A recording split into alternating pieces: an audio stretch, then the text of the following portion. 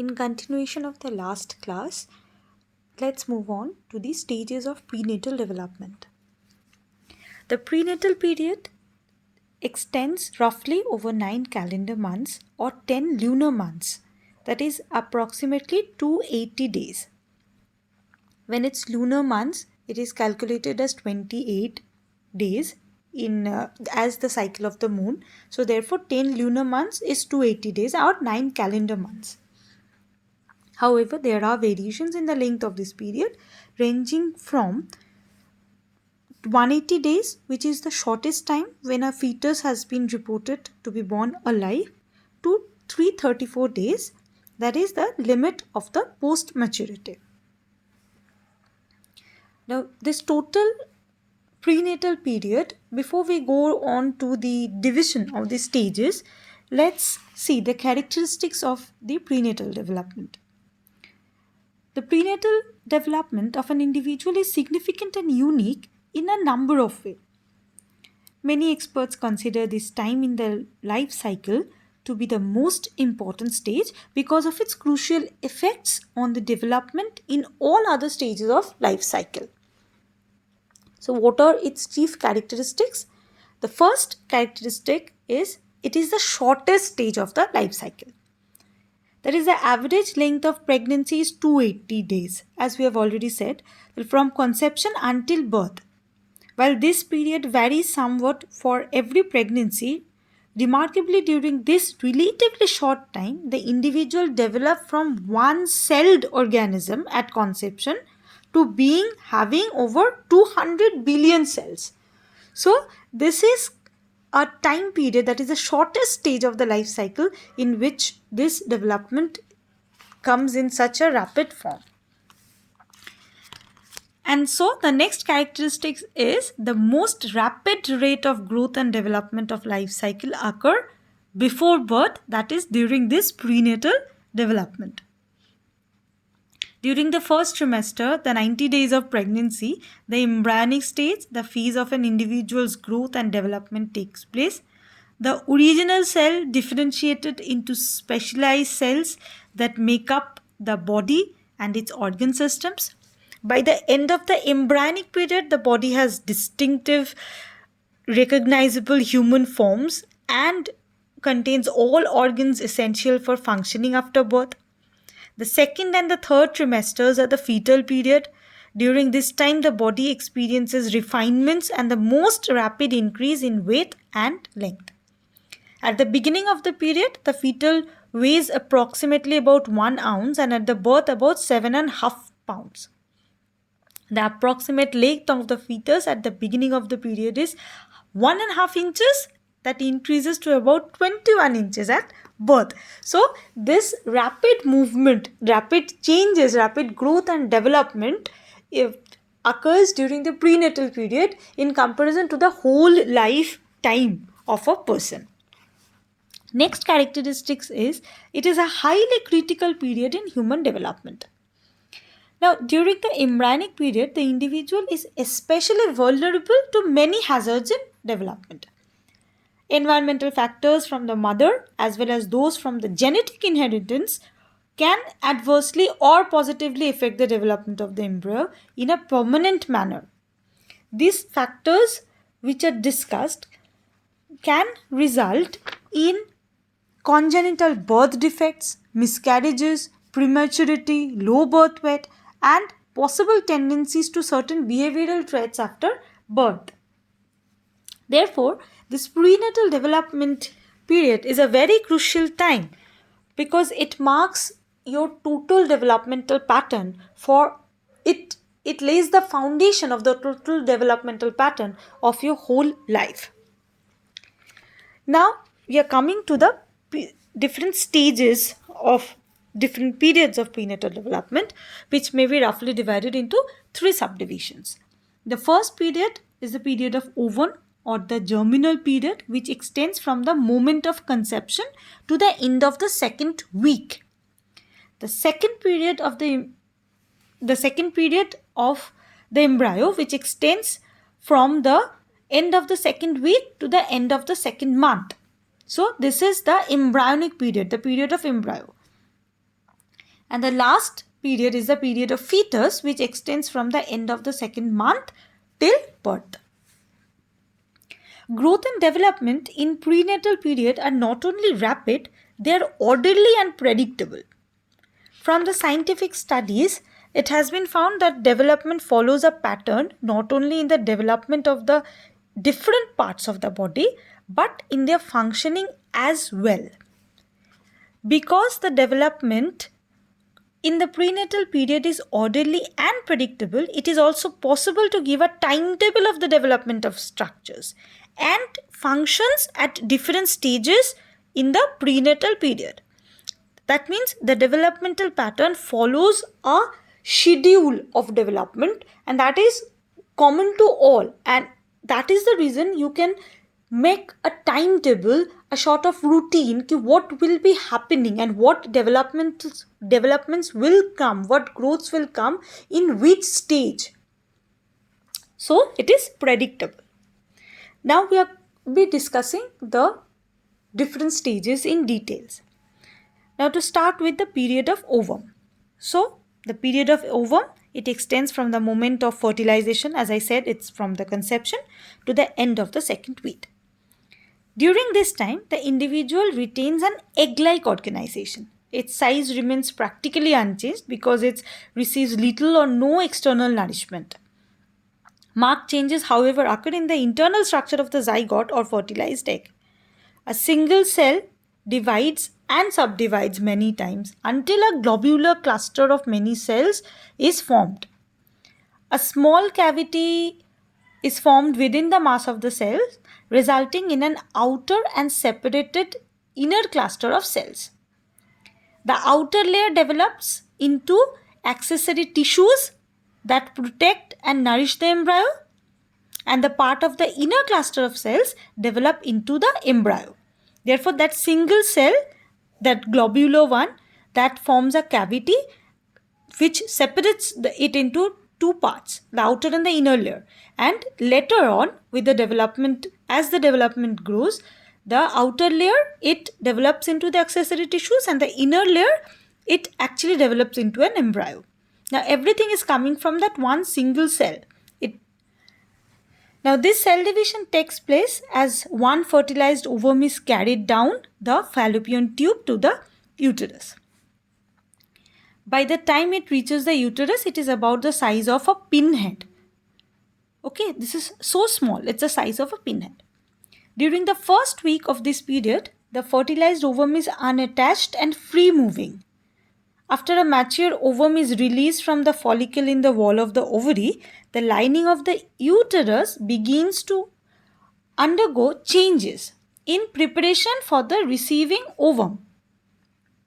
This preparation is brought about by two hormones, estrogen, which was present in the follicle in which the ovum matured and was released when the follicle ruptured, and progesterone, which is also produced by the wall of the ovary. These two hormones prepare the uterine wall by increasing the blood vessel and the glandular system of the wall so that it becomes a thick, soft cushion to house the fertilized ovum and secretes material which the fertilized ovum can use it as its first source of nourishment. It cushions the uterine wall so that the ovum can easily the zygote can easily get attached with it, and it don't hurt when it reaches the uterus. For the nourishment, it must rely upon the small amount of yolk within the ovum itself. Normally, this is adequate, that yolk is adequate to keep that ovum alive till it attaches itself to the uterine wall and becomes a parasite and derives the nourishment from the mother. When the ovum finds a place in the uterine wall, it actually shoots out fillers, villi-like structures. So villi are fine thread-like structures. So it shoot out fillers which push their way through the blood vessels in the uterine wall, thus tapping a new source of nourishment. As this process is known as implantation and occurs about 10 days after the ovum has been fertilized. So that shooting of the fillers, the villi-like structures that attaches the zygote to the wall of the uterus, it actually marks the connection with the mother, and that is the source of nourishment. That from that point of time, the zygote is getting nourishment from the mother through that fillers that it has attached with.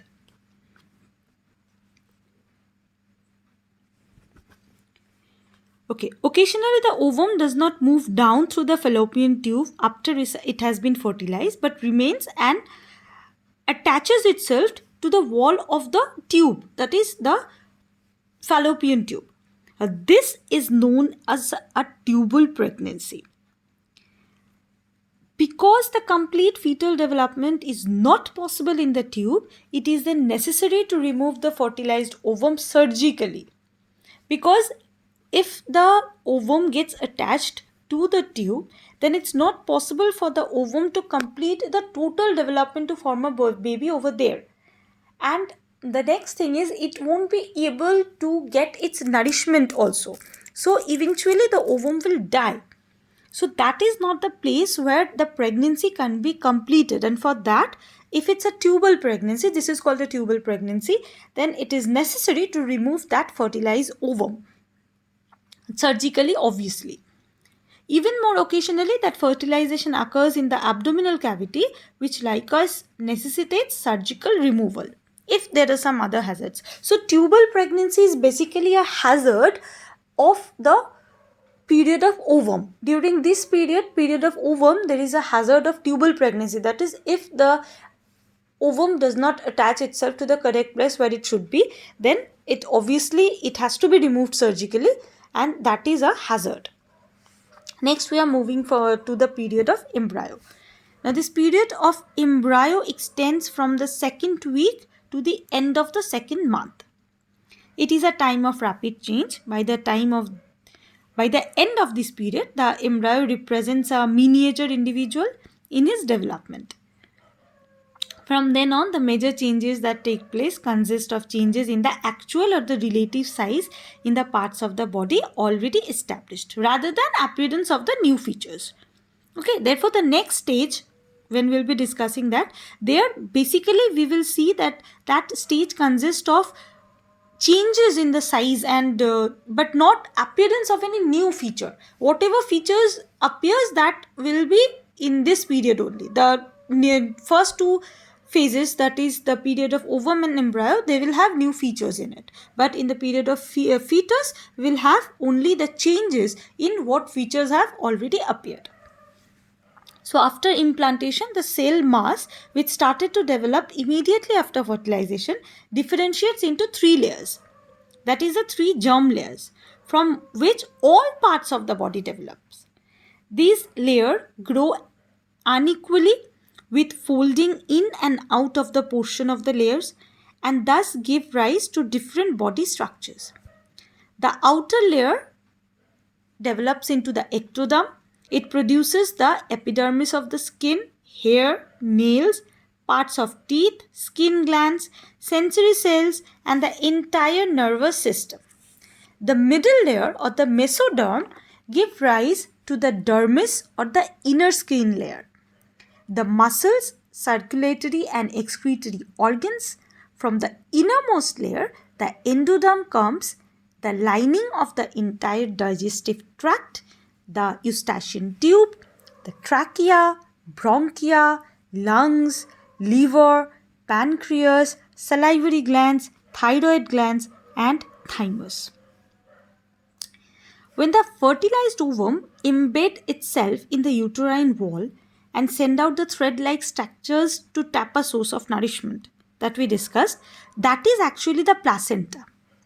So the placenta develops when that thread-like structures is tapped into the uterine wall.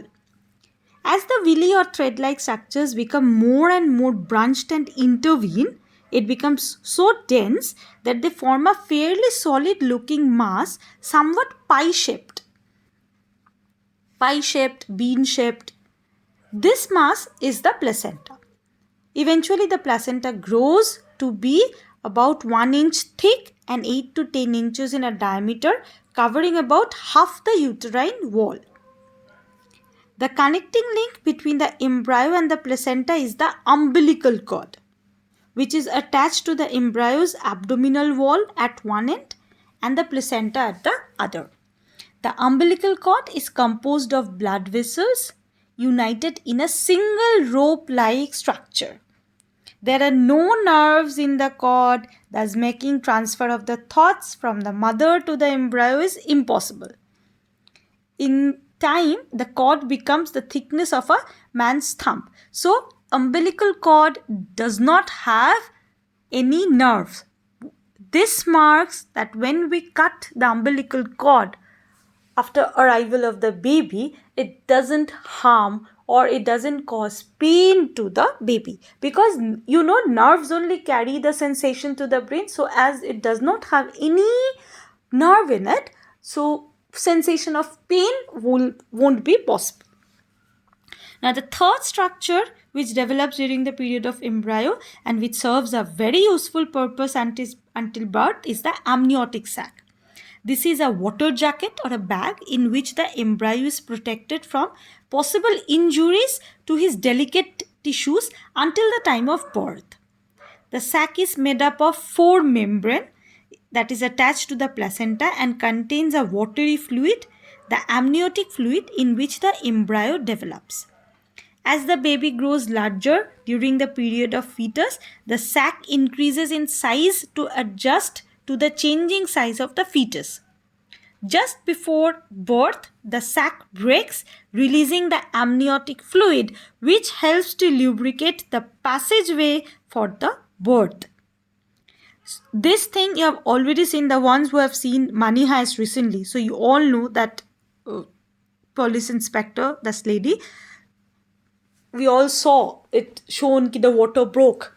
So what is this water broke? That is the breaking of the amniotic sac when the amniotic fluids comes out, so that it makes the passage lubricant for the baby to come out easily. Within a few minutes after birth, the sac, placenta and the cord are expelled from the mother's body as just after the birth of the child. Their usefulness ends when the baby arrives in the world. The head development is the most pronounced of the entire body. The eyes are low in the front of the face with eyelids in the form of folds of skin above the eyes. The ears closely resemble those of a human being. The mouth opens and the jaw is small so that it is actually almost chinless. There is a single broad nose and a large bulging forehead. The head of the embryo is enormously large while the arms and legs are tiny. The trunk is elongated and rounded. The arms have elbows and webbed fingers. What are webbed fingers? As we have seen in frogs, they have connections in between. So that is called a webbed finger. While the legs have knees and webbed toes. There is a cartilage formation of backbone. That is, backbone, formation of backbone start as in the form of a cartilage.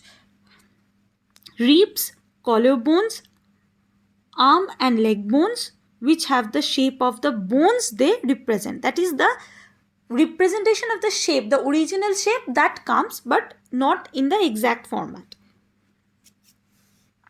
By the 5th week, the principal structure of the brain, the cerebellum, medulla, midbrain, and the end brain can be distinguished at the top of the neural tube. These higher brain centers do not, however, function effectively until the time of birth. During the 2nd month, the neuron appear in the form of neuroblasts or cells without nerve extensions. The umbilical cord shows regular spinal twists. It is believed to be the turning of the fetus in the uterus. In operatively removed fetuses, the spontaneous movements can be observed. These movements are worm-like contractions of the arms and the thorax and legs. They are idiomuscular in character and not evoked by external stimulation. That means this movement cannot be induced from outside. These are internal movements. Idiomuscular, it's like they have their own stimulations. The muscles are, it is idiomuscular, the muscles are stimulated by its own sensations and it shows some contractions, and that contractions results in the movements. So this is period of embryo, and this period has obviously got hazards. This is obviously a very critical period, and for this there are certain hazards which influence the future of the embryo. Of these, there are two hazards: is miscarriage and the malformations. See, miscarriage is obviously hazard of a pregnancy that continues in all stages.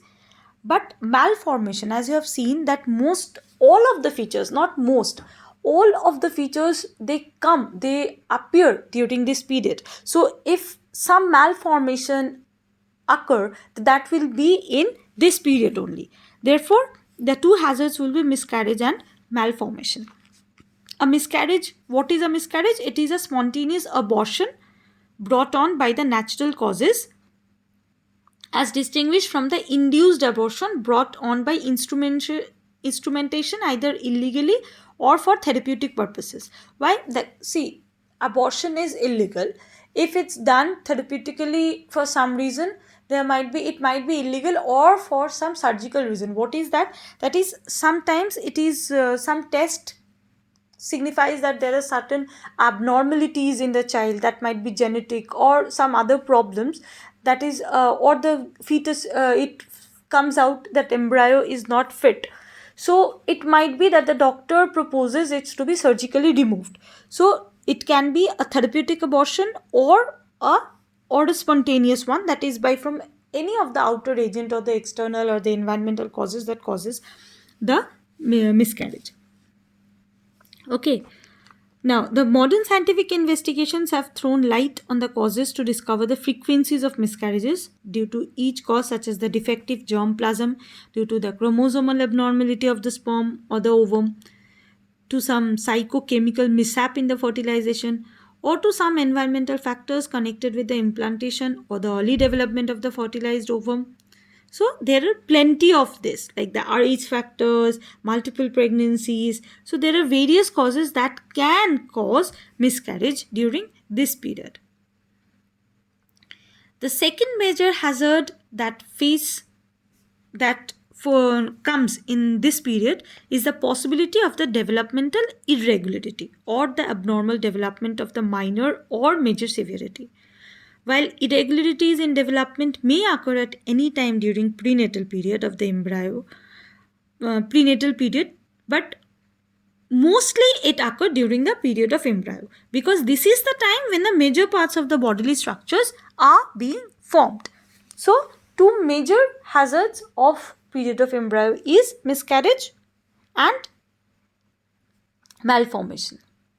Now we are coming to the last stage of prenatal development, that is a period of fetus. Now this period of fetus, it extends from the end of the second month to the time of birth, which normally occurs at the end of the 10th lunar month. It is characterized chiefly by the growth and development of the parts of the body established in the second period, the period of embryo, rather than by appearance of new parts. The body length shows a rapid increase in a little over 7-fold between the 3rd month and birth. The head is nearly 1/3 of the total body length of the 3rd fetal month, 1/4 at the 6th month, and slightly less than 1/4 at birth. The face becomes relatively a little broader during the fetal period. There are many changes in the structure of the nose, mouth and throat, and sockets of the teeth appears. Typically, the skin of the fetus is much wrinkled during mid-pregnancy owing to the absence of subcutaneous fat. The hair is on the scalp is short and poorly pigmented. At the end of the fetal period, the skin is very red owing to the visibility of the vascular system just beneath the skin and is covered with hair which appear for the time in the middle of the prenatal period. The external dimension of the trunk increases between 7-fold and 9-fold from the third fetal month to the birth. The trunk becomes more slender in relation to the body length in the later part of the fetal period. At the third fetal month, the length of the arm approximates 1/3 of the total body weight and 2/5 at the birth. Now, the internal organs not only develop but they begin to function in some by the end of the third lunar month. By the 14th or the 16th week, the fetal heartbeat can be detected by a stethoscope. There are circulatory changes and chest movement supplements the actions of the fetal heart. Movements occur in the digestive organs as a result of internal stimulation during the early part of the fetal period. During the third month, the kidneys begin to function and the waste product is discharged by them and passed through the placenta and is excreted by the mother. The adrenal gland are relatively the largest during the fourth fetal month, while the thyroid increase steadily after that. The nervous structure necessary for the reflexes, including the peripheral nerves, the spinal nerves, medullary area, anterior and the posterior roots is present but in an embryonic state at the end of the third lunar month. From the 5th month to the end of the prenatal period, the development of the nervous structure consists of the extension of axon and dendron, modification of synapses and acquisition of myelin sheath or covering. By the end of the third lunar month, the muscles are well developed and spontaneous movement of the arms and legs may be observed. These movements are asymmetric and rhythmic. A month later, the muscles are capable of spontaneous movement. Therefore, during this period, we can see that there is no new appearances of feature. Features generally appeared in the second stage of the development, and the third stage, the final stage, that is actually characterized by the growth and development of those appeared features only. Now we are coming to the hazards. Like the period of ovum and embryo, obviously the period of fetus is also not free from hazard. As we have come till this age, that doesn't mean it won't be, miscarriages won't be there in this part. So see, miscarriage, I've already said, is a hazard that is actually common to all the stages, because miscarriage can occur at any stage of pregnancy. In addition to miscarriage, during the last period, the period of fetus, another important hazard is a premature birth. What is a premature birth? That is, somehow the development is interrupted and the baby arrives the world before the time schedule. That is, when the fetus, generally we see it reaches by the end of the 7th lunar month. As many of us know, many babies are born in 7 months. So those are premature babies because they are born before the exact time where they should actually arrive the world. Another hazard can be low birth weight. Generally, there is a birth weight, a viable birth weight. When we say this birth weight, if a child is born with this birth weight, then it is a fit one, it will leave. But in terms of size, the borderline between the viability and non-viability is 2 pounds 3 ounces. But sometimes it might be that babies are born at a low birth weight that is, they are born below the viable line of weight. Another hazard may be stillbirth. What is stillbirth? That the child is somehow it died in the mother's womb and it comes out in a dead format. That is a stillbirth.